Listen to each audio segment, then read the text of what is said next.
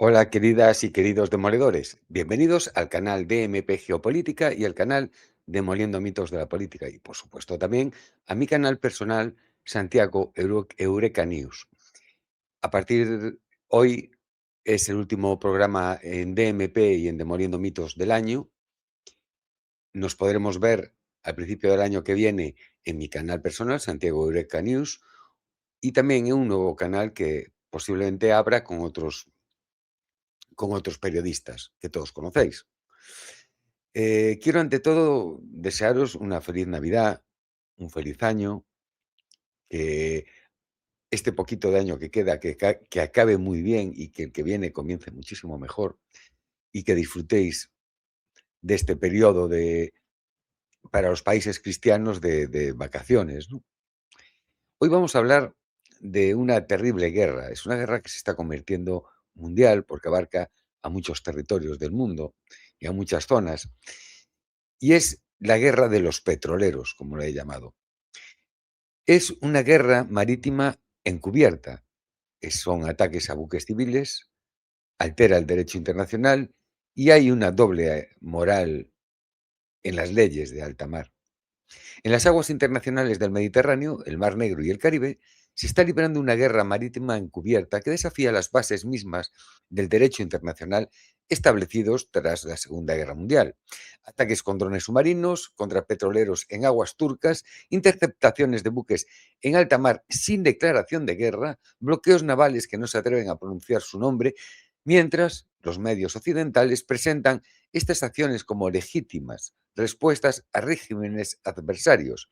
El derecho internacional marítimo, construido durante décadas, se erosiona silenciosamente. Este artículo examina dos casos paradigmáticos que ocurren simultáneamente en diciembre de 2025. Los ataques ucranianos contra la llamada flota en la sombra rusa y las interceptaciones estadounidenses de petroleros venezolanos. Bueno, interceptaciones, más bien vamos a llamar secuestro, ¿no? Analizaremos estos eventos no desde la perspectiva de quién tiene razón, sino desde el marco del derecho internacional marítimo que supuestamente gobierna las relaciones entre Estados. Lo que descubriremos es una aplicación selectiva de las normas, donde las mismas acciones se califican como terrorismo o piratería cuando las ejecuta un adversario, pero como medidas de seguridad legítimas cuando las lleva a cabo un aliado de Occidente. Para comprender verdaderamente lo que está ocurriendo, debemos adentrarnos en el complejo mundo del derecho marítimo internacional, las convenciones que rigen la guerra del mar y las razones eh, para crear esas zonas grises que las potencias más grandes y otras menores están explotando para sus objetivos estratégicos. Los ataques ucranianos, la flota rusa en la sombra, en el punto de mira.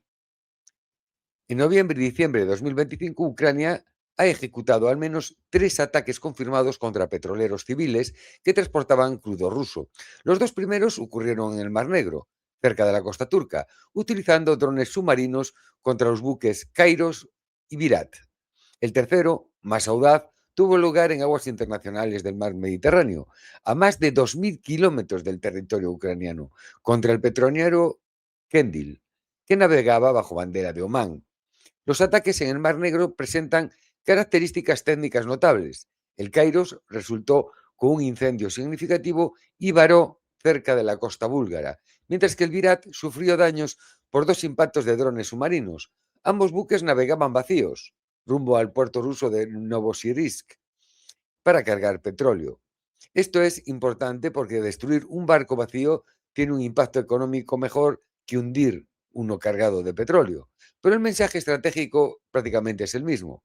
Ucrania puede y está dispuesta a atacar el comercio marítimo ruso donde quiera que navegue. El ataque en el Mediterráneo contra el Kendil representa una escalada cualitativa. El Servicio de Seguridad ucraniano, el SBU, lo describió como una operación sin precedentes, ejecutada por su unidad de élite Alfa. El buque navegaba bajo bandera humaní y se encontraba en aguas neutrales, lejos de cualquier zona de conflicto reconocida. El SBU justificó el ataque argumentando que el Kendil formaba parte de la flota fantasma o la flota en la sombra rusa, que elude sanciones internacionales para financiar la guerra. Recordemos que las sanciones internacionales son unilaterales por ciertos países, no por la ONU. Las fuentes ucranianas destacaron que no hubo víctimas en ninguno de los ataques, pero que los buques sufrieron daños críticos. Esta precisión quirúrgica es deliberada. Ucrania busca demostrar capacidad técnica y alcance global, mientras minimiza el riesgo de convertir tripulantes civiles en víctimas que podrían generar condena internacional, así como las catástrofes ecológicas. El término flota en la sombra o flota fantasma se ha convertido en un elemento central de la narrativa occidental sobre el comercio marítimo ruso. Según fuentes de inteligencia occidentales citadas por la CNN y otros medios, esta flota estaría compuesta por cientos de petroleros registrados bajo banderas de conveniencia en países como Gambia, Panamá, Liberia o estados del Caribe, que transportan petróleo ruso para evadir sanciones occidentales.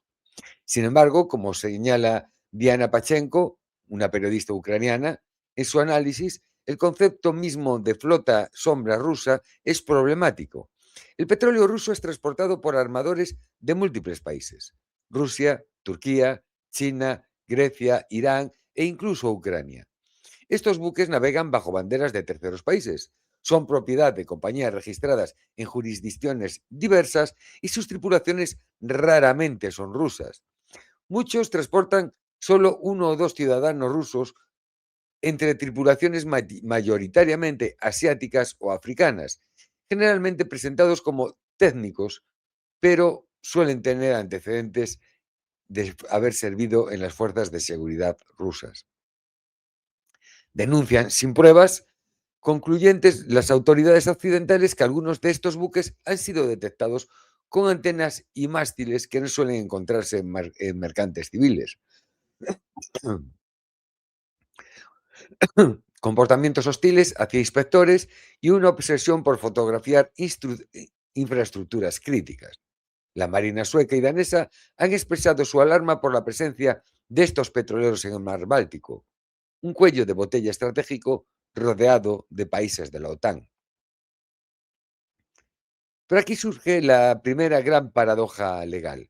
Independientemente de las sospechas sobre su uso dual, para comercio y espionaje, estos buques son formalmente civiles, navegan bajo banderas legítimas de estados reconocidos y transportan carga comercial. Atacarlos en aguas internacionales si un estado de guerra declarado plantea serias cuestiones sobre la aplicación del derecho internacional. Vladimir Putin respondió a los ataques con una mezcla de desafío y amenaza calculada. Declaró que estos ataques no interrumpirán las exportaciones rusas de crudo, pero advirtió que Moscú está considerando represalias, incluyendo cortar el acceso ucraniano al Mar Negro, de forma definitiva. Esta amenaza no es retórica y vacía. Rusia ya bombardeó un mercante ucraniano en Odessa tras los ataques a los petroleros. La respuesta rusa también ha incluido medidas de protección para su flota. En mayo de 2025, en un incidente que marcó un punto de inflexión, Rusia utilizó por primera vez un avión de combate Sukhoi 35 para proteger a un petrolero de su flota que estaba siendo inspeccionada por autoridades estonias en aguas internacionales del mar Báltico. El caza sobrevoló el buque Jaguar rozando el espacio aéreo de Estonia, en lo que los analistas de la Royal United Service Institute describieron como un cambio radical en la mentalidad del Kremlin. El ministro de Asuntos Exteriores francés, Jean-Noël Barrot, declaró que el uso por parte de Rusia de acción militar en respuesta a sanciones económicas es un testimonio del nivel de la amenaza que enfrentamos en el flanco oriental de la OTAN. A ver, están asaltando un barco en aguas internacionales sin ningún tipo de derecho, un barco ruso. Es normal que los rusos lo protejan. Eso de que solo que respondan con una acción militar a una sanción económica, no, es mentira. Estaban parando el barco, querían subirse en el barco, tomar el barco en aguas internacionales. Eso no es una acción de sanción económica. Además, como si las sanciones económicas unilaterales no fueran una forma de guerra o no dañaran a los países soberanos. Pero esta declaración plantea una pregunta incómoda. Si Rusia utiliza cazas para proteger buques civiles, que los use es una amenaza inaceptable, ¿qué son los ataques ucranianos con drones submarinos contra esos mismos buques civiles en aguas internacionales? La Armada sueca informó que los petroleros rusos ahora navegan escoltados por guardias armados de empresas militares privadas. Esta práctica, aunque controvertida, tiene precedentes legítimos. Se utilizó durante años frente a las costas de Somalia para proteger buques mercantes de la piratería. La comparación es mordaz. En un caso se protege contra piratas somalíes, en otro contra ataques de drones de un Estado reconocido que actúa como los piratas, seguramente adiestrados por los piratas históricos más afamados, los hijos de la Gran Bretaña. Rusia también ha comenzado a calificar públicamente los ataques ucranianos como piratería y actos terroristas. Desde la perspectiva de Moscú, estos ataques no solo son ilegales bajo derecho internacional, sino que constituyen una violación flagrante de la soberanía de terceros estados, como Turquía, en cuyas aguas ocurrieron algunos ataques, y de la seguridad de la navegación internacional. Mientras Ucrania atacaba a petroleros en el Mediterráneo, Estados Unidos ejecutaba su propia campaña de interdicción marítima en el Caribe. En diciembre de 2025, las fuerzas estadounidenses capturaron al menos dos petroleros que transportaban crudo venezolano en aguas internacionales.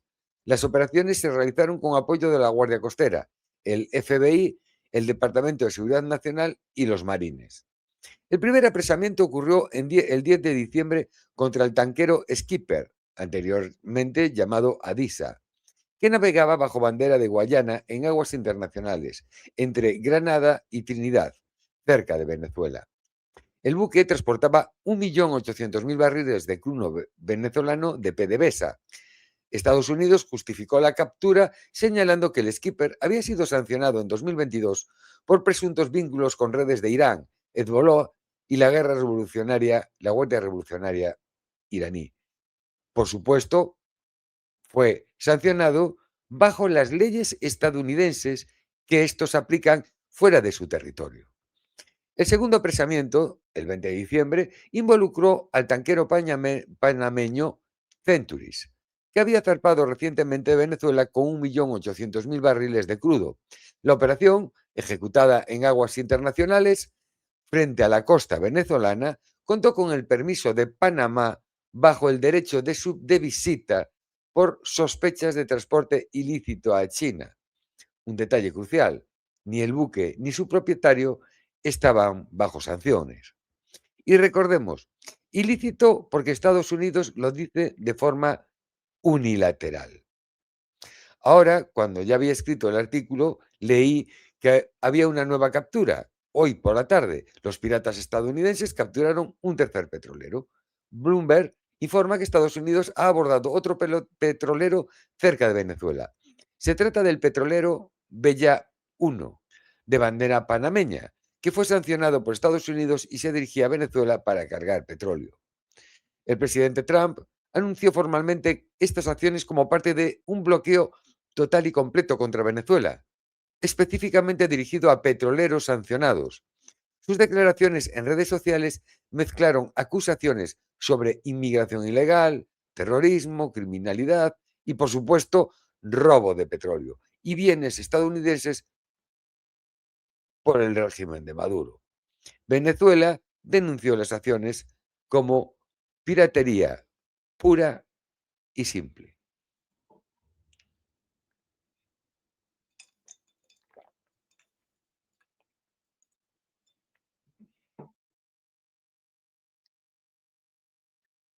Pero aquí hay un problema legal con el adjetivo bloqueo, con la palabra bloqueo, que el presidente Trump publicó en sus redes sociales.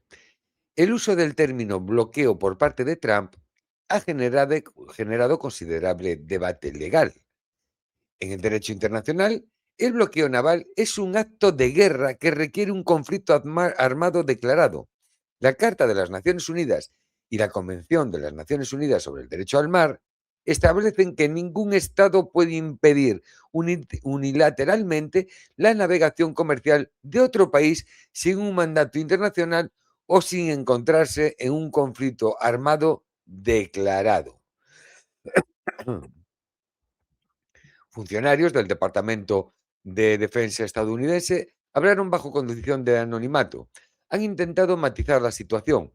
Explicaron que un bloqueo, según el derecho internacional, constituye un acto de guerra que requiere una declaración formal y su aplicación se dirige a todo el tráfico entrante y saliente. En cambio, argumentan que para que lo que están ejecutando es una cuarentena o interdicción selectiva, una medida de seguridad preventiva dirigida a actividades ilegales específicas. Esta distinción terminológica no convence a todo el mundo. El representante Adam Smith, el demócrata de mayor rango en el Comité de Servicios Armados de la Cámara de Representantes, expresó sus dudas. Dice, aparentemente están bloqueando la industria petrolera, no todo el país. ¿Cómo cambia eso las cosas? En general, un bloqueo es un acto de guerra, opina Adam Smith. El precedente más cercano es la crisis de los misiles de Cuba de 1962, cuando el presidente John Fitzgerald Kennedy cuidadosamente llamó cuarentena y no bloqueo a su cordón naval para contrarrestar los envíos de armas soviéticas a la isla. Kennedy era consciente de que usar el término bloqueo equivaldría a una declaración de guerra, pero incluso esa cuarentena se justificó por una amenaza directa e inmediata a la seguridad nacional. Misiles nucleares a 90 millas de Florida, que es lo que pasó en 1962. La administración Trump argumenta que Estados Unidos está en un conflicto internacional no armado con Venezuela, lo que supuestamente le permite tomar medidas coercitivas sin activar todas las normas del derecho internacional humanitario aplicables a conflictos armados declarados. Esta doctrina de zona gris es cada vez más popular entre las potencias que buscan ejercer presión militar sin las restricciones legales de una guerra formal. Pero un aspecto crítico de este caso, del caso del petrolero Centuries, es la nacionalidad de su propietario, una empresa china. Esto añade una dimensión geopolítica explosiva a la situación. China ha sido principalmente comprador de petróleo venezolano desde la intensificación de las sanciones estadounidenses, proporcionando a Caracas un salvavidas económico vital mientras obtiene crudo a precios de descuento. La ingatación de un buque de propiedad china que no está bajo sanciones directas en aguas internacionales, transportando carga de un país con el que Estados Unidos mantiene relaciones diplomáticas, aunque sean tensas, plantea interrogantes sobre hasta dónde está dispuesto Washington a estirar el derecho internacional en su confrontación con Beijing.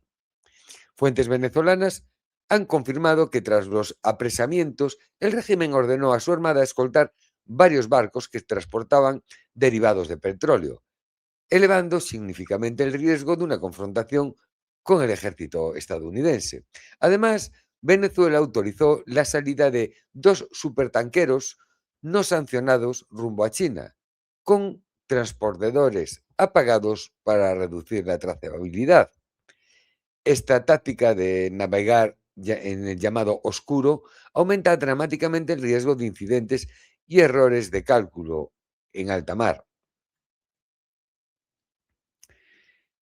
Vamos a estudiar ahora el marco legal internacional, lo que dice la ley. UNCLOS, que es la Convención de las Naciones Unidas sobre el Derecho del Mar, adoptada en Montenegro Bay en 1982 y en vigor desde 1994, es la piedra angular del derecho marítimo internacional moderno, a menudo llamada la Constitución de los Océanos. Ha sido ratificada por 168 estados y es reconocida como derecho internacional de consenso incluso por países que no lo han ratificado formalmente, como Estados Unidos. No olvidemos que Estados Unidos no ha firmado muchos tratados, ya que le limitarían su expansionismo e imperialismo, como la Convención sobre los Derechos del Niño, siendo el único país del mundo que no lo ha hecho, también la Convención sobre la eliminación de todas las formas de discriminación contra la mujer, tampoco firmó la Convención Internacional para la protección de todas las personas contra desapariciones forzosas, no ha ratificado tratados como el Tratado de Ottawa, que es la prohibición de minas antipersonal, y tiene reservas o no ha firmado otros, como algunos convenios de la Organización Internacional del Trabajo, debido a preocupaciones sobre soberanía y conflictos con leyes nacionales, incluyendo temas de derechos humanos y género. Y ya que decir sobre la Corte Penal Internacional, el CPI, Estados Unidos, firmó el Estatuto de Roma en el año 2000, bajo la administración Clinton, pero no lo ratificó. Y George W. Bush retiró la firma en 2002, oponiéndose a la jurisdicción de la CPI sobre ciudadanos estadounidenses, buscando protegerlos de procesos internacionales, buscando protegerse de procesos internacionales por todo lo que llevan causado por todo el planeta, desde Japón hasta Suramérica. Volviendo a UNCLOS, al Tratado sobre el Mar, este establece una división clara a los espacios marítimos. Las aguas territoriales se extienden hasta 12 millas náuticas de la costa, donde el Estado ribereño ejerce soberanía plena, como si fuera en tierra. Más allá de estas zonas están las aguas internacionales. Primero está la zona económica exclusiva, que llega hasta 200 millas náuticas, donde el Estado tiene derecho sobre los recursos naturales, pero no control total sobre la navegación. Más allá de estas zonas están las aguas internacionales o de alta mar, donde ningún Estado tiene jurisdicción y rige el principio de la libertad de navegación. El artículo 87 de UNCLOS consagra la libertad de alta mar, que comprende la libertad de navegación, sobrevuelo, tendido de cables y tuberías submarinos, construcción de islas artificiales, pesca e investigación científico. Crucialmente, estas libertades deben ejercerse con la debida consideración a los intereses de otros estados en su ejercicio de la libertad en alta mar. Es decir, puedes construir una isla, pero no puedes construir una isla que bloquee, por ejemplo, un paso por donde puedan pasar otros navíos de otras naciones. El artículo 92 establece el principio fundamental de jurisdicción exclusiva del Estado de abanderamiento sobre buques en alta mar. Los buques navegarán bajo el pabellón de un solo Estado y, salvo en los casos excepcionales previstos de modo expreso en tratados internacionales o en esta convención, estarán sometidos en la alta mar a la jurisdicción exclusiva de dicho Estado, del Estado que abandera el barco. UNCLOS reconoce ciertas excepciones limitadas al principio de jurisdicción exclusiva del Estado de bandera. El artículo 110 establece el derecho de visita, que permite a buques de guerra abordar e inspeccionar buques mercantes en alta mar si hay motivos razonables para sospechar que el buque se dedica a la piratería, trata de esclavos, transmisiones no autorizados o carece de nacionalidad, aunque enarbole un pabellón extranjero. Tiene en realidad la misma nacionalidad que el buque de guerra. Es decir, si el barco carece de nacionalidad, aunque enarbole una bandera que es mentira, ese buque estará bajo la nacional, estará bajo los derechos y las leyes del barco de guerra que se acerque a él o que lo capture. Pero es crucial entender que el derecho de visita no incluye derecho a detener o incautar un buque simplemente porque viola sanciones económicas impuestas unilateralmente por un Estado. Si la visita revela que las sospechas no tenían fundamento y el buque no cometió actos que la justificaran, como hablábamos antes, piratería o lo que fuera, se compensará al buque por todo el perjuicio o daño sufrido. Estados Unidos ha argumentado que puede detener buques apátridas y que el eslogan pertenece a dos estados, o que alegan pertenecer a dos estados, perdonad. Mark Nevitt, profesor de Derecho de la Universidad Emory y ex juez abogado general de la Armada, señaló que existe fundamento legal para abordar y confiscar un buque ya sancionado que se considere apátrida. Sin embargo, este fundamento no se extiende claramente a buques que navegan bajo banderas legítimas de estados reconocidos, aunque transporten carga para países sancionados. Para situaciones de conflicto armado, el marco legal revela que es Manuel Sanremo, es el manual de San Remo, perdón, sobre el derecho internacional aplicable a los conflictos armados en el mar, que fue adoptado en 1994. Este documento, aunque no es un tratado vinculante, refleja el consenso de expertos internacionales sobre el derecho de consenso aplicable a la guerra naval. El manual de San Remo distingue claramente entre buques de guerra, buques mercantes enemigos y buques mercantes neutrales. Establece que los buques mercantes neutrales gozan de inmunidad contra ataques, salvo que cometan ciertos actos específicos como transportar combatientes enemigos, estar incorporados o servir de auxiliares a las Fuerzas Armadas enemigas, actuar como exploradores o transmitir información de inteligencia, o negarse a detenerse cuando se le ordene. Crucialmente, el manual establece reglas estrictas sobre el bloqueo naval. Un bloqueo debe ser declarado y notificado, debe ser efectivo, no meramente nominal, y debe permitir el paso de ayuda humanitaria y no debe tener como único objetivo hacer padecer hambre a la población civil o negarle otros artículos esenciales para su supervivencia. Estas reglas están diseñadas para equilibrar las necesidades militares con la protección de civiles. El problema con aplicar el manual de San Remo en los casos actuales es fundamental. El manual se aplica a conflictos armados declarados cuando hay una declaración de guerra previa. Ni Ucrania ni Estados Unidos están formalmente en guerra con Rusia o Venezuela. Esta zona gris entre paz y guerra es donde el derecho internacional se vuelve más ambiguo y, por tanto, más susceptible a interpretaciones interesadas. Implicaciones legales de atacar buques de terceros países. Cuando Ucrania ataca un buque que navega bajo bandera de Omán en aguas internacionales del Mediterráneo, no está simplemente atacando un buque ruso en la sombra. Está atacando un buque registrado en un Estado soberano reconocido, lo que en teoría constituye una violación de la soberanía omaní. Similarmente, cuando Estados Unidos detiene un buque panameño, está ejerciendo jurisdicción sobre un buque que legalmente está bajo soberanía panameña. El principio de la bandera es uno de los pilares del derecho marítimo internacional. Cada buque debe navegar bajo la bandera de un Estado y está sujeto a la jurisdicción exclusiva en alta mar.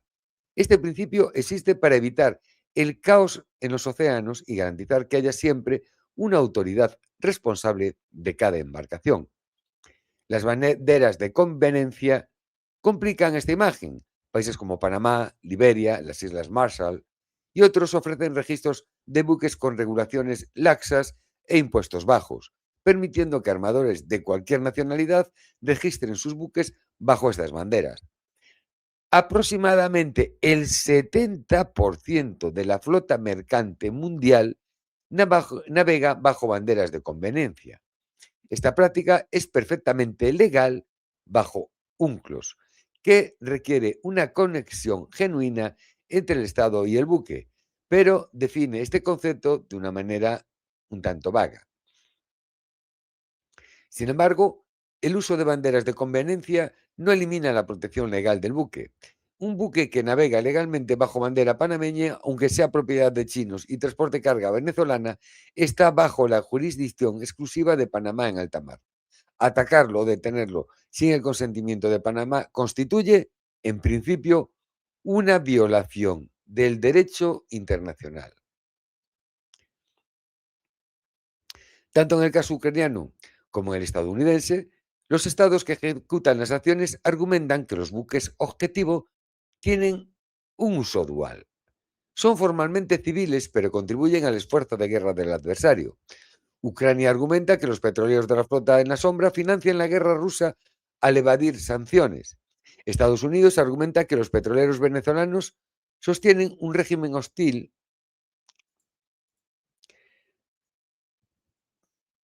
y potencialmente financian actividades terroristas, estos inventos americanos, como las armas de destrucción masiva de Irak, por ejemplo.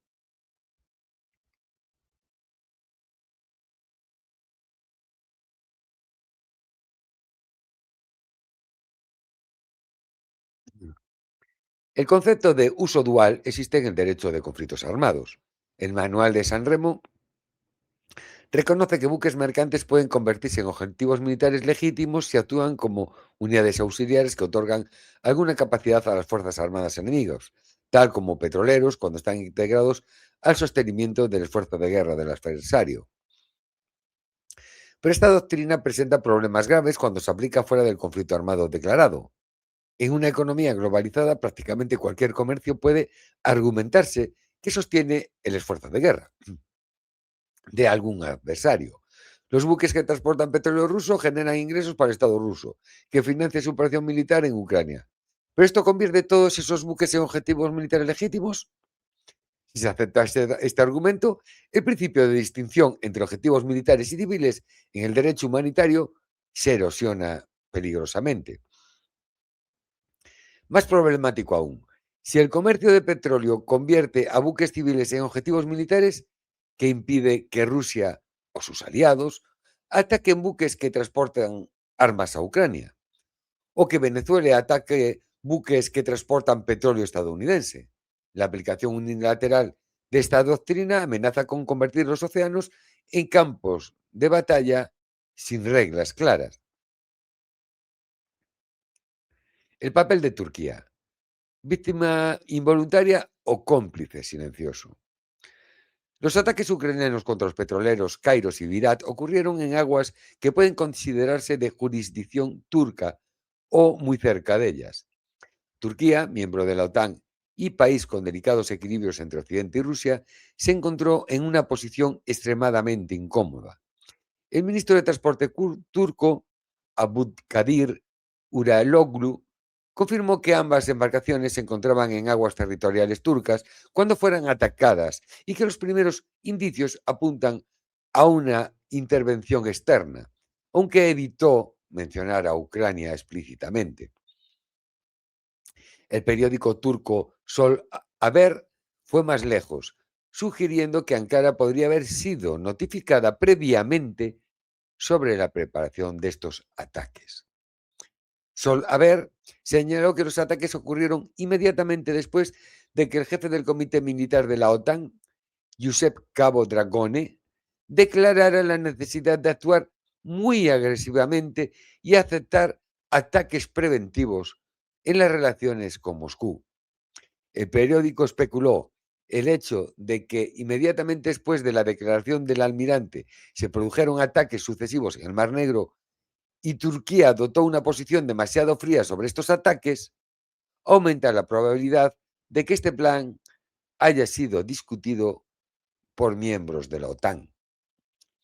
Si Turquía fue notificada y no impidió los ataques en sus aguas, eso plantea serias cuestiones sobre su cumplimiento del derecho internacional. Los estados ribereños tienen la obligación de proteger la navegación pacífica en sus aguas territoriales. Permitir ataques contra buques civiles en sus aguas o incluso tener conocimiento previo sin actuar podría constituir una violación de sus obligaciones internacionales. Pero la posición de Turquía es genuinamente difícil. Como miembro de la OTAN, enfrenta presión para alinearse con las políticas occidentales contra Rusia. Como potencia regional, con intereses económicos significativos, con Rusia, tiene gas, negocios de gas, de turismo, de comercio, no puede permitirse una ruptura completa. Como controlador de los estrechos del Bósforo y Dardanelos, tiene responsabilidades específicas bajo la Convención de Montreux de 1936 respecto a la navegación en el Mar Negro. El presidente Erdogan ha advertido a ambas partes sobre amenazas a la navegación en el Mar Negro y la zona económica exclusiva turca, condenando ataques recíprocos. Pero su condena ha sido notablemente equilibrada y cautelosa, evitando señalar culpables específicos, en este caso Ucrania. Esta ambigüedad calculada probablemente refleja el reconocimiento de Ankara de que cualquier postura firme en un sentido u otro tendrá costos geopolíticos significativos. Y a todo esto, ¿cuál fue la reacción de la OTAN? Silencio ensordecedor sobre los ataques ucranianos. La reacción oficial de la OTAN a los ataques ucranianos contra petroleros civiles en aguas internacionales ha sido notablemente silenciosa. No ha habido condenas, ni llamadas a la moderación, ni expresiones de preocupación por la seguridad de la navegación internacional. Este silencio contrasta dramáticamente con la respuesta de la OTAN cuando Rusia tomó acciones defensivas para proteger su flota comercial. Cuando Rusia utilizó el caza Sukhoi 35 para proteger al petrolero Jaguar en mayo de 2025, el coronel Martin O'Donnell, portavoz de la OTAN, declaró: consideramos el incidente como una reacción al Baltic Center. Las acciones desestabilizadoras de Rusia no nos disuadirán de actuar conforme al derecho internacional para mantener la seguridad marítima y la libertad de navegación. El mensaje implícito era claro: Rusia es la amenaza y sus acciones defensivas son desestabilizadoras.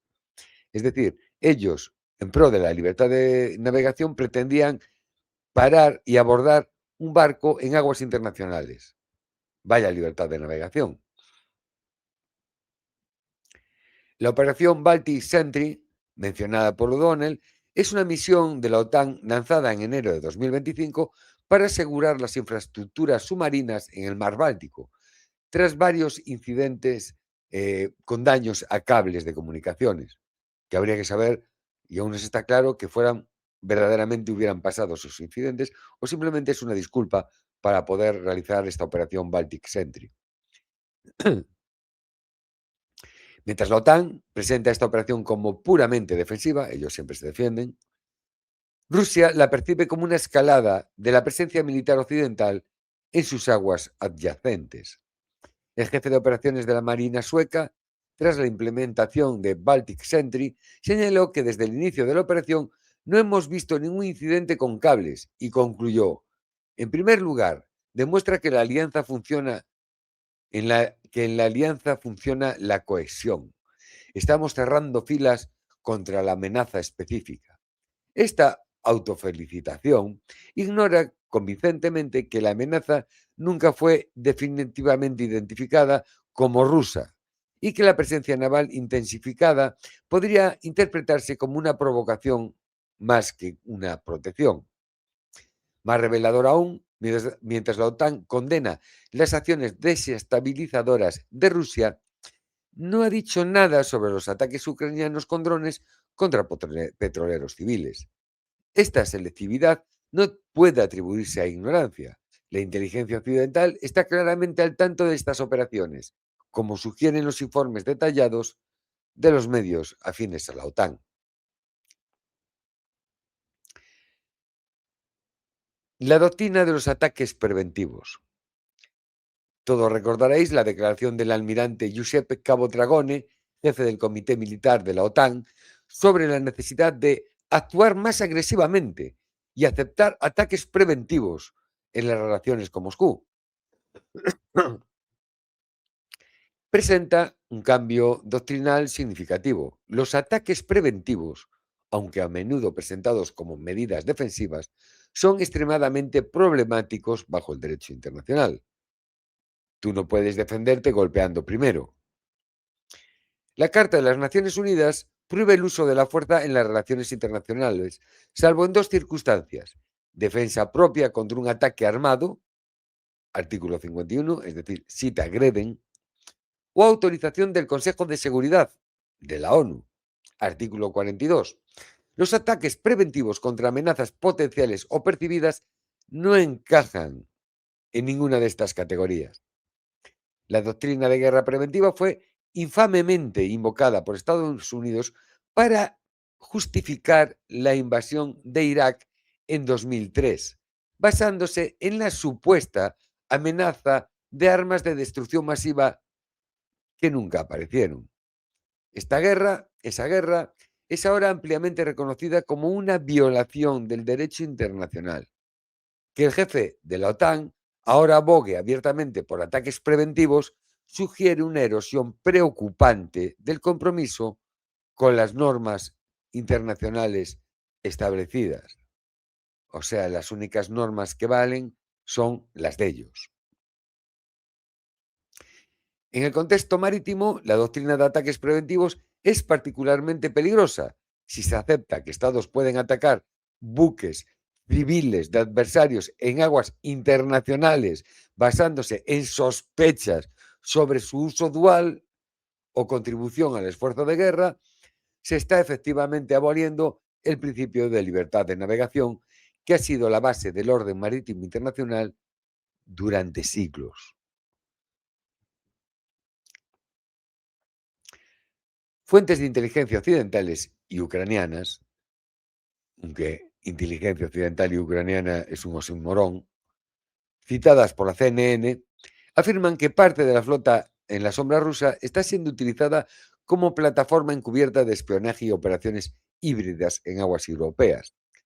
Según estos informes, cientos de buques navegan rutinariamente cerca de las costas de países de la OTAN y de la Unión Europea, generando ingresos mientras amplían un radio de acción de los servicios de seguridad rusos. Como ellos no hacen vuelos por todo el Mar Negro y no tienen barcos recorriendo todo el Mar Negro y el Báltico, solo los rusos son culpables. Un caso específico ha capturado la atención. En febrero de 2025, un petrolero llamado Boracay fue fotografiado lanzando un dron en el Canal de la Mancha, pocas horas antes de que un cable de comunicaciones en el fondo marino fuera cortado. Días después, el buque fue abordado por la Marina francesa frente a Bretaña por irregularidades en su documentación. No se encontraron drones a bordo, pero la presencia de dos ciudadanos rusos salió a la luz y fueron interrogados un tanto discretamente. Para algunos analistas, la correlación temporal no prueba nada definitivo. Para otros, encaja demasiado bien con el patrón de operaciones de zona gris que Rusia supuestamente está ejecutando en Europa. Autoridades suecas y danesas dicen haber detectado en otros buques de la flota sombra antenas y mastiles que no suelen encontrarse en mercantes civiles, así como comportamientos hostiles hacia los inspectores. Normal, si quieren abordarte en aguas internacionales y sin ningún derecho, es normal que te muestres hostil. Estas pruebas tienen un problema, y es que estas acusaciones tienen una falta de evidencia pública concluyente. No hay pruebas, solo son declaraciones. No han podido probar que esto todo que hemos contado sobre las antenas, los mástiles, los espías, es verdad. Los servicios de inteligencia occidentales afirman tener información, pero poca de ella ha sido presentada de manera verificable. Ninguna. Esto crea una situación donde se pide a la opinión pública que acepte acusaciones graves basadas en afirmaciones de cierta autoridad, sin la posibilidad de una evaluación independiente, de saber la verdad. Incluso si asumimos que algunas acusaciones son ciertas y que ciertos buques de la flota en la sombra están involucrados en espionaje, esto no justifica automáticamente ataques contra todos los petroleros rusos. El derecho internacional requiere proporcionalidad y discriminación. Si un buque específico está involucrado en actividades de espionaje, las opciones legales incluyen la expulsión de aguas territoriales, negación a acceso a puertos, sanciones diplomáticas e incluso, en casos extremos, detención para investigación. Pero atacar con explosivos un petrolero en aguas internacionales sin prueba clara de amenaza inminente es otra cosa totalmente distinta. Europa enfrenta un dilema genuino. Interceptar buques sin seguro adecuado, con documentación dudosa o con personal armado a bordo podría frenar potenciales actividades de espionaje, pero también conlleva el riesgo de una reacción rusa directa, como resumió un veterano piloto marítimo danés a la CNN. Ningún país pequeño quiere ser el primero en dar en paso. La respuesta, si llega, tendrá que ser colectiva. Mientras tanto, la flota en la sombra sigue creciendo y navegando. Ahora nos vamos al Caribe. ¿Son legales las capturas estadounidenses en el Caribe?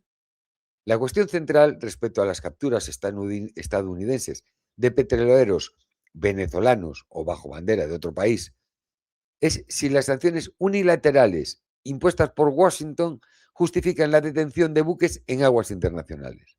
La respuesta es corta. Según la mayoría de los expertos en derecho internacional, es no. No pueden aplicar sus leyes en aguas internacionales. Las sanciones económicas son un instrumento de política exterior reconocido en el derecho internacional, pero su aplicación está limitada. Un Estado puede prohibir a sus propios nacionales comerciar con un país sancionado, puede negar la entrada a sus puertos de sus buques que violen esas sanciones, puede congelar activos dentro de su jurisdicción territorial.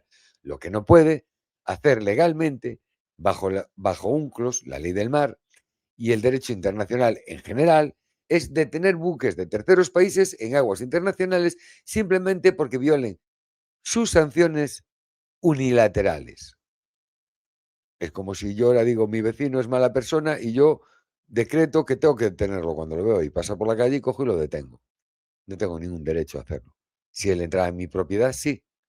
Pero si está andando por la calle, calles internacionales, para que nos entendamos, yo no puedo hacer nada.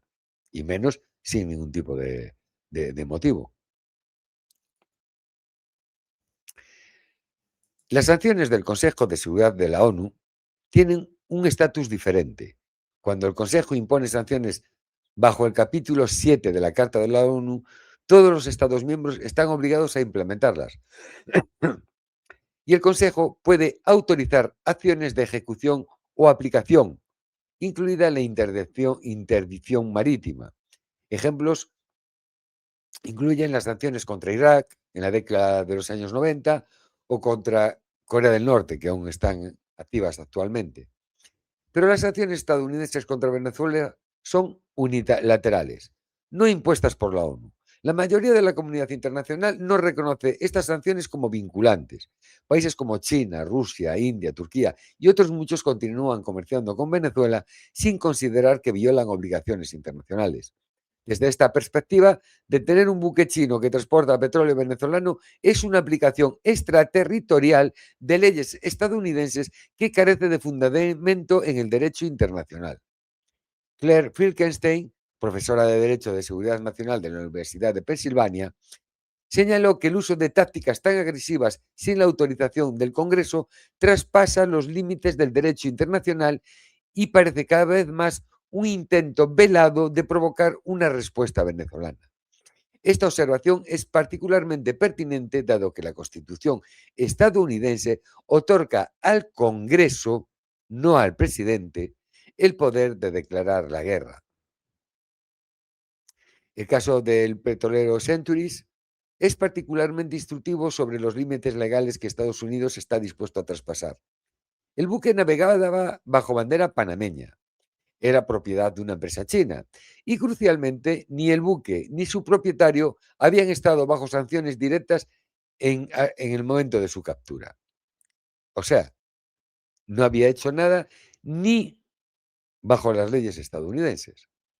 La justificación estadounidense para la detención se basó en el derecho de visita, bajo el consentimiento de Panamá, el estado de bandera del petrolero. Panamá, supuestamente, autorizó la inspección por sospechas de transporte ilícito a China, pero esta explicación plantea más preguntas que las que responde. Primero, ¿qué constituye transporte ilícito? El petróleo venezolano es una mercancía legal. China es un país con el que tanto Estados Unidos como Panamá mantienen relaciones diplomáticas y comerciales. No hay resolución de la ONU que prohíba el comercio de petróleo venezolano. La ilicitud del transporte se deriva exclusivamente de sanciones unilaterales estadounidenses que Panamá no está obligado a respetar. Lo que pasa es que ya sabemos que el gobierno de Panamá es un gobierno lacayo hacia Estados Unidos. Segundo, el consentimiento de Panamá plantea cuestiones sobre la presión política y económica. Panamá depende significativamente de su relación con Estados Unidos, especialmente en materia de seguridad del Canal de Panamá. Si Washington presiona a Panamá para que autorizara la detención, esto no constituye un verdadero consentimiento bajo el derecho internacional, sino más bien una coerción contra Panamá. Tercero, incluso si Panamá consintió libremente, esto no resuelve el problema del propietario chino. La empresa china que posee el Centuries tiene derechos de propiedad sobre la carga que fue confiscada. Estos derechos no pueden ser anulados simplemente porque el buque navegaba bajo bandera panameña. La confiscación de propiedad china sin compensación o proceso legal apropiado constituye una expropiación ilegal bajo el derecho internacional.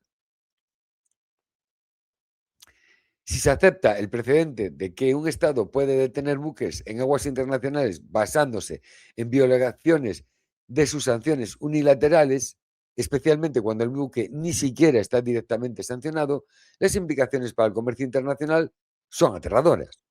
Imaginemos que China, que tiene sanciones propias contra varios países y empresas occidentales, decidiera detener en aguas internacionales a buques que transporten productos de compañías estadounidenses sancionadas por Beijing.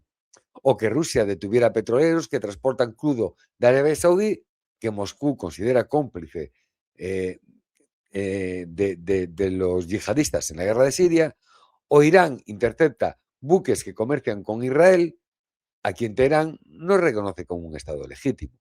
Cada uno de estos escenarios utilizaría exactamente la misma lógica que Estados Unidos está aplicando contra Venezuela. El buque está involucrado en comercio que consideramos ilegal según nuestras leyes nacionales. Por lo tanto, tenemos derecho a detenerlo en alta mar. El resultado sería el colapso del sistema de comercio marítimo internacional y un retorno a un estado jovesiano de guerra de todos contra todos en los océanos. El representante demócrata Jason Crow, veterano de Irak y Afganistán, expresó exactamente esta preocupación. Mi mayor temor es que es exactamente así como comienzan las guerras y como los conflictos se salen de control. En este gobierno, la sensatez brilla por su ausencia y tampoco se consulta al Congreso. Estoy muy, muy preocupado. Mark Nevitt, el ex juez abogado general de la Armada citado anteriormente, resumió la situación con claridad. Un bloqueo es una operación y maniobra naval en tiempos de guerra, diseñada para impedir el acceso de buques y aeronaves de un Estado enemigo que está en guerra. Si Estados Unidos no está en guerra con Venezuela, entonces lo que está haciendo no puede ser considerado un bloqueo legal. Y si está en guerra, esta guerra debería haber sido declarada por el Congreso de los Estados Unidos según su constitución. Recursos legales para los propietarios de los buques. Los propietarios de los buques que han sido atacados o detenidos en aguas internacionales en violación del derecho internacional tienen, en teoría, varios mecanismos de recurso. UNCLOS, las leyes del mar, establece un sistema de resolución de disputas que incluye el Tribunal Internacional del Derecho del Mar, ITLOS, la Corte Internacional de Justicia, CIJ, y los tribunales arbitrales. Para disputas entre Estados, UNCLOS ofrece procedimientos de conciliación y arbitraje obligatorios. Si un Estado considera que otro ha violado la Convención, puede iniciar procedimientos ante uno de los foros designados. Por ejemplo, si Oman considerara que el ataque ucraniano al Kendil violó la soberanía omaní sobre un buque registrado bajo su bandera, podría iniciar un caso judicial contra Ucrania. Similarmente, Panamá podría iniciar procedimientos contra Estados Unidos si considerara que la detención del Centuries violó los derechos de Panamá como Estado de bandera. China, como Estado de la nacionalidad del propietario del buque, también podría tener standing para presentar un reclamo basándose en la protección diplomática de sus nacionales. El problema es político más que legal. Omán mantiene relaciones cuidadosamente equilibradas con Occidente y es poco probable que inicie un caso contra Ucrania, que es el aliado de Occidente. Panamá depende económicamente de Estados Unidos y no arriesgará esta relación. China podría tener más voluntad de confrontar a Washington, pero también debe sopesar los costos diplomáticos y económicos de una escalada legal. Cuando un buque es detenido o atacado ilegalmente en aguas internacionales, el derecho internacional requiere compensación. El artículo 110 de la UNCLOS es explícito. Si un buque es visitado y las sospechas resultan infundadas, se le compensará por todo el perjuicio o daño que éste pudiera haber sufrido. Los daños compensables incluyen no solo la reparación física del buque, sino también las pérdidas comerciales, carga pedida o dañada, tiempo de inactividad, pérdida de contratos, daño reputacional y costos legales. En el caso de petroleros atacados con drones, los daños pueden ascender a decenas de millones de dólares. Para buques confiscados como el Skipper o el Centuries, la compensación debería incluir el valor total de la carga confiscada, más de 3 millones de barriles de petróleo entre ambos buques, el valor del uso del buque durante el periodo de detención y potencialmente daños punitivos si se determina que la confiscación fue realizada de mala fe. Para obtener compensación, requiere que el propietario pueda iniciar un proceso legal efectivo. Si el Estado responsable del ataque o detención se niega a reconocer la jurisdicción de tribunales internacionales, o si el Estado de bandera del buque no está dispuesto a ejercer protección diplomática, el propietario puede encontrarse sin ningún recurso práctico. Incluso si un propietario de buque obtiene la sentencia favorable de un tribunal internacional, hacer cumplir esta sentencia es otro asunto. El derecho internacional carece de mecanismos de ejecución forzosa comparables a los que existen en sistemas legales domésticos. No hay una policía internacional que pueda embargar activos a los estados reunentes de pagar sus daños. La ejecución de sentencias internacionales depende en última instancia de la voluntad del Estado condenado de cumplir o de la presión de otros estados puedan ejercer sobre él. Si Estados Unidos fuera condenado por el Tribunal Internacional por confiscar ilegalmente petroleros venezolanos, podría simplemente ignorar la sentencia, como ha hecho en otros casos anteriores. Si Ucrania fuera condenada por atacar petróleos rusos, es poco probable que pudiera pagar la compensación significativa dada su situación económica. Para propietarios chinos como el de Centuries, existe la posibilidad de buscar compensación mediante la confiscación de activos estadounidenses en China, pero este enfoque arriesga una espiral de represalias y contrarrepresalias que podrían dañar gravemente las relaciones comerciales bilaterales. Es una opción nuclear que probablemente solo se utilizaría como último recurso. Y para acabar, vamos a definir piratería o acción legítima. El artículo 101 de UNCLOS define piratería como actos ilegales de violencia, detención o depredación cometidos con fines privados por la tripulación o los pasajeros de un buque privado contra otro buque en alta mar. Crucialmente, la piratería bajo derecho internacional requiere un motivo privado, no político. Técnicamente, ni los ataques ucranianos ni las detenciones estadounidenses constituyen piratería bajo esta definición, porque no fueron cometidos con fines privados, sino en nombre de estados con objetivos políticos y militares. Rusia llama piratería a los ataques ucranianos y Venezuela llama piratería a las detenciones estadounidenses, pero están usando el término en un sentido coloquial, no en el sentido legal técnico apropiado. Sin embargo, existe un argumento de que acciones estatales pueden ser análogas a la piratería, cuando violan tan flagrantemente el derecho internacional que pierden cualquier pretensión de legitimidad. Si un Estado ataca o confisca buques en aguas internacionales sin justificación legal bajo UNCLOS o el derecho de conflictos armados, está efectivamente actuando como un pirata, independientemente de su estatus oficial. El Manual de San Remo reconoce este concepto implícitamente cuando establece que ciertas acciones en el mar son ilegales incluso durante los conflictos armados. Si estas acciones son ilegales durante una guerra, ciertamente son ilegales en tiempos de paz.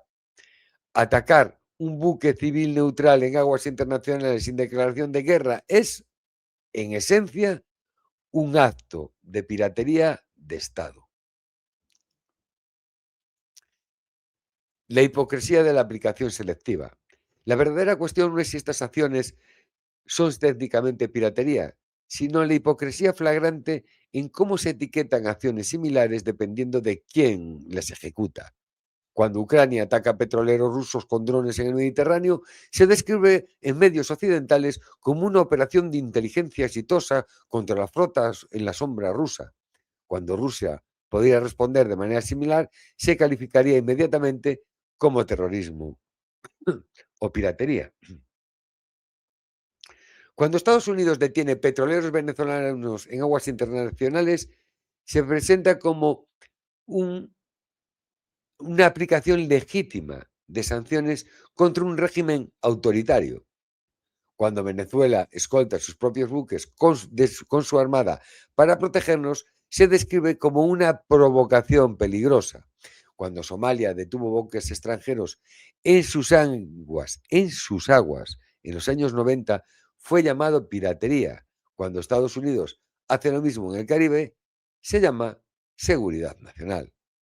Esta aplicación selectiva de etiquetas y estándares legales erosiona la credibilidad del sistema internacional basado en reglas que Occidente afirma defender.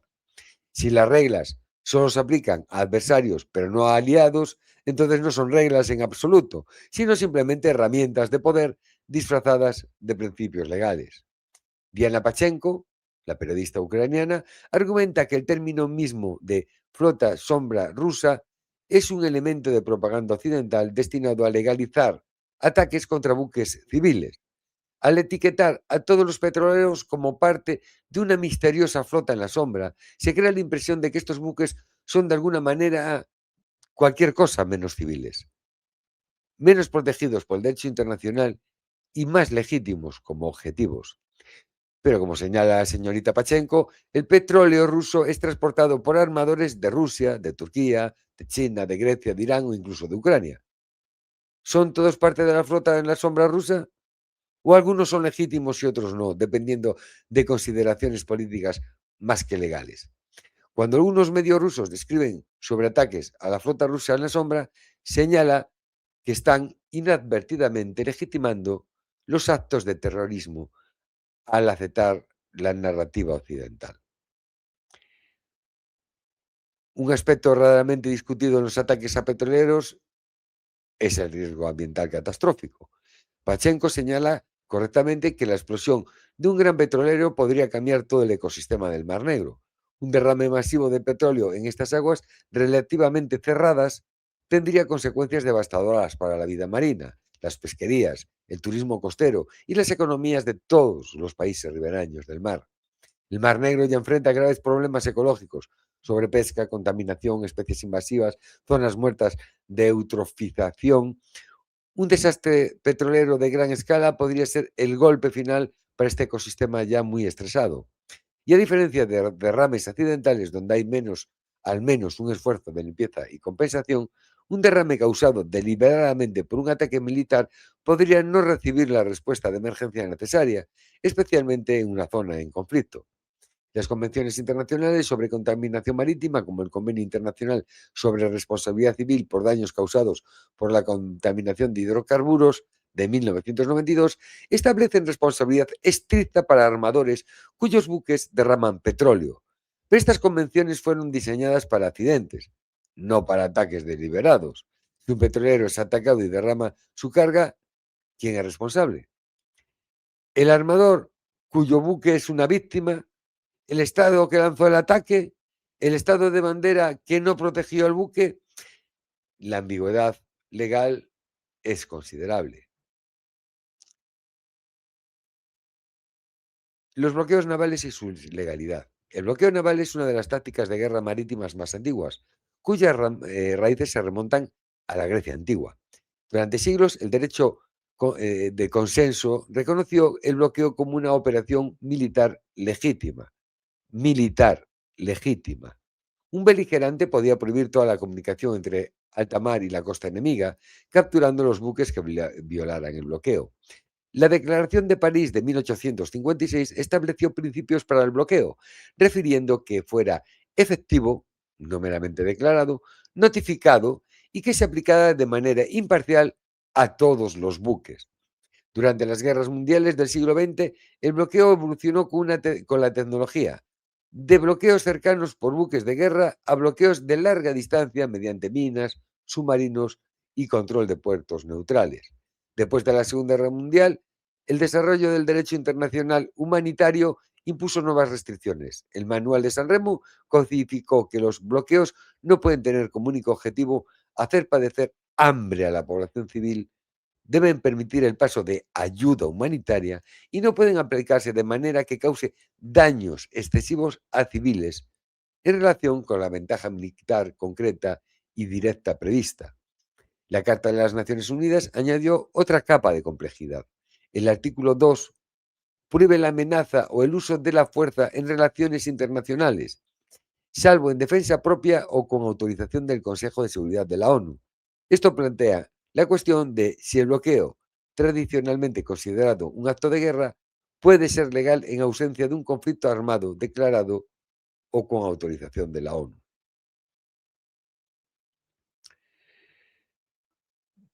Conclusiones. La erosión del orden marítimo internacional. Los ataques ucranianos a petróleos rusos y las detenciones estadounidenses de buques venezolanos representan dos caras de la misma moneda. El uso de fuerza en el mar para objetivos políticos sin un marco legal claro que el derecho internacional supuestamente proporciona. Ambos casos revelan la fragilidad del derecho del orden marítimo internacional cuando potencias mayores y menores deciden que sus intereses justifican acciones que en otras circunstancias condenarían como ilegales. La lección principal es clara. En ausencia de un poder ejecutivo internacional con capacidad real de aplicar el derecho internacional marítimo depende fundamentalmente de la voluntad de los estados más poderosos de respetarlo. Cuando estos estados deciden que sus objetivos estratégicos son más importantes que las normas legales, estas normas se convierten en letra muerta. Ucrania justifica sus ataques como parte de una guerra defensiva contra Rusia, argumentando que la flota en la sombra financia la agresión rusa. Estados Unidos justifica sus detenciones como aplicación de sanciones contra un régimen autoritario, porque ellos lo digan, que amenaza la seguridad regional. Rusia podría justificar ataques contra buques que transportan armas a Venezuela como defensa contra la guerra por proxy de la OTAN. Venezuela podría justificar escoltar sus petroleros como protección contra la piratería estadounidense.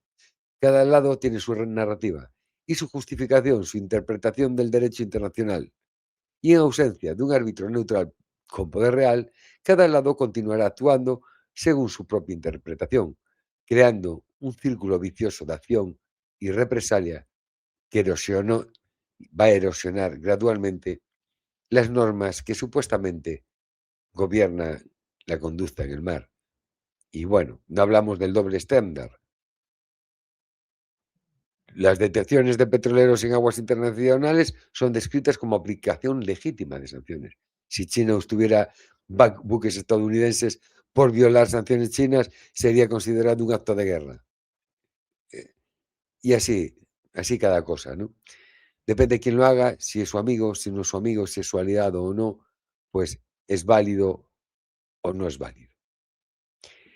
Pues hasta aquí este programa, el último del año 2025, que en este programa buscamos la forma de darle una cabida, una comprensión legal a lo que está ocurriendo, tanto en el Mar del Caribe como en el Mar Negro y el Mediterráneo, y bueno, esperemos que no se extienda a otros mares, indudablemente, Porque, como hablamos en el artículo, si cualquier país puede denunciar el acto de otro país, porque según sus leyes o lo que él declara es ilegal y puede asaltar cualquier barco en aguas internacionales sin mediar provocación, pues va bien la cosa, imaginaros.